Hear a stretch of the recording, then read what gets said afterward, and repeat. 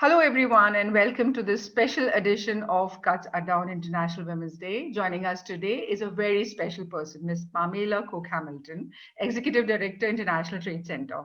Welcome, Pamela. Thank you so much, Alka. Now, we do realize, Pamela, how trade can improve women's life, create new jobs, increase women's bargaining power in society, and do much more.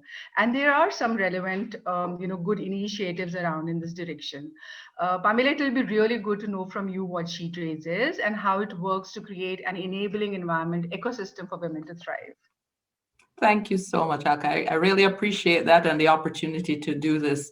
So She Trades is ITC's response to the Sustainable Development Goal on gender equality and women's empowerment.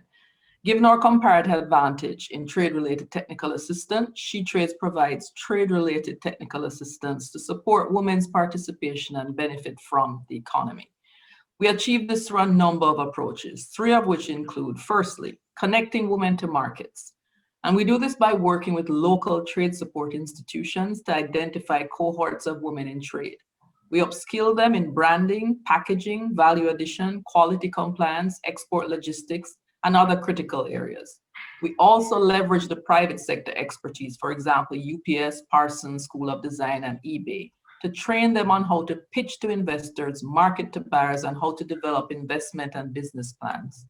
We also introduce them to investors and buyers. The second thing we do is we build institutional capacity to better serve the needs of women entrepreneurs. And this is very important. We partner with local and regional trade support institutions to establish and run She Trades hubs. So examples of these include the regional She Trades Middle East hub in Dubai, as well as the 8 existing country hubs in Kenya, Nigeria, Brazil, Argentina, Colombia, Chile, Trinidad and Tobago, and the Philippines. And interestingly, the last 2 were launched in the middle of the pandemic. The 9th hub will be launched later this month in South Africa and will be followed by another 6 during the course of the year, namely in Uruguay, Rwanda, Egypt, Botswana, Saudi Arabia, and Vietnam. And the third thing we do is we equip policymakers with the data and tools to make the economic empowerment of women more actionable. 6 months into the pandemic, we launched an online policy tracker called She Trades Outlook, which was launched to give policymakers a comprehensive overview of the areas where they have gaps in laws and policies as it relates to women and trade.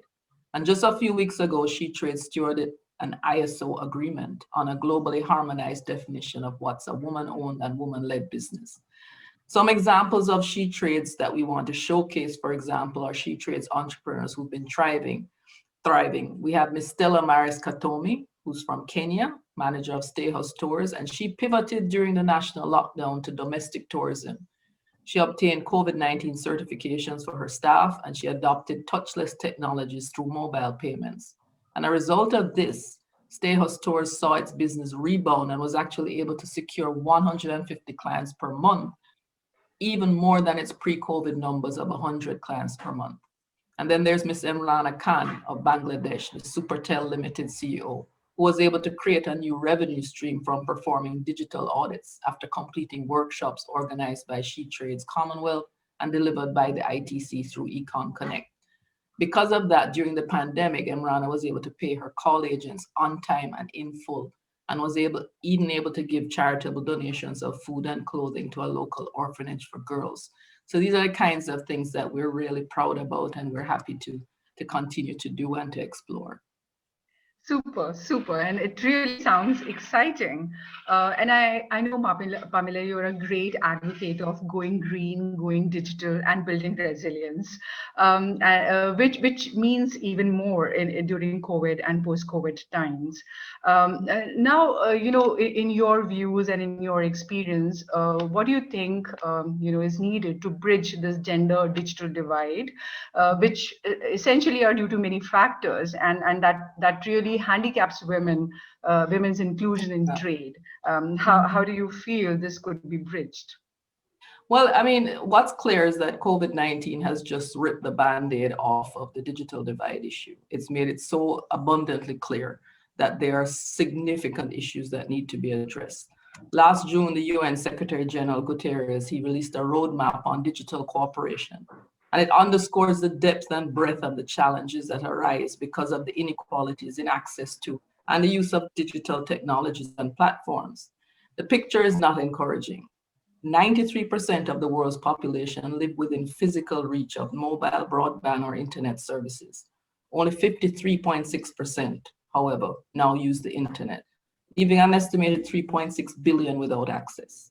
Only 19% of people living in LDCs, least developed countries, have internet access, compared to 90% in developed countries. And if we look at internet penetration rates, the internet penetration rate among women in LDCs is 13% compared to 24% for men. Today, the proportion of women using the internet globally is 48%, as opposed to 58% for men, and a 17% global internet user gap.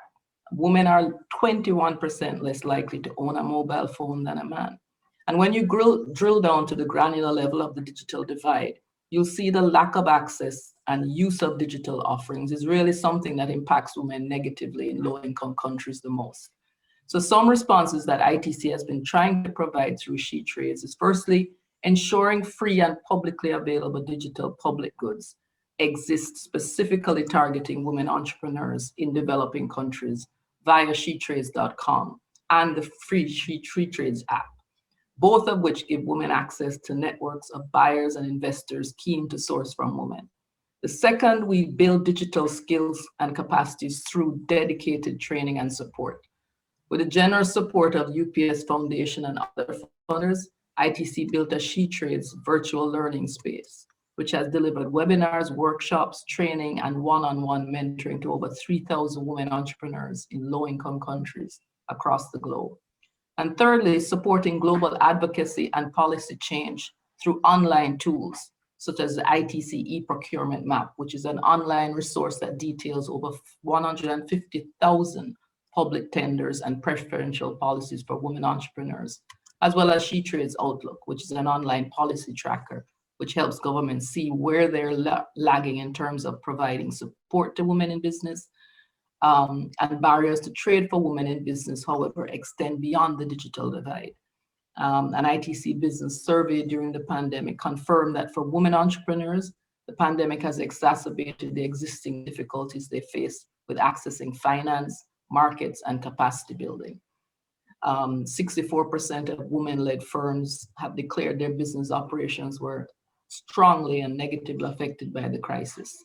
So it's important for our audience challenge themselves to support women in business, whether to buy from women-owned businesses or to tell a woman entrepreneur in your network about the free She Trades app, or join me and thousands of other women entrepreneurs at She Trades Global, which is the flagship advocacy and business matchmaking event of She Trades, which takes place this year from 17th to 19th October in Dubai at Expo 2020. So we look forward to seeing you there. And it's such a pleasure to have you, Pamela, on CUTSAdda. Let me also wish you a very happy Women's Day, and also to all our viewers.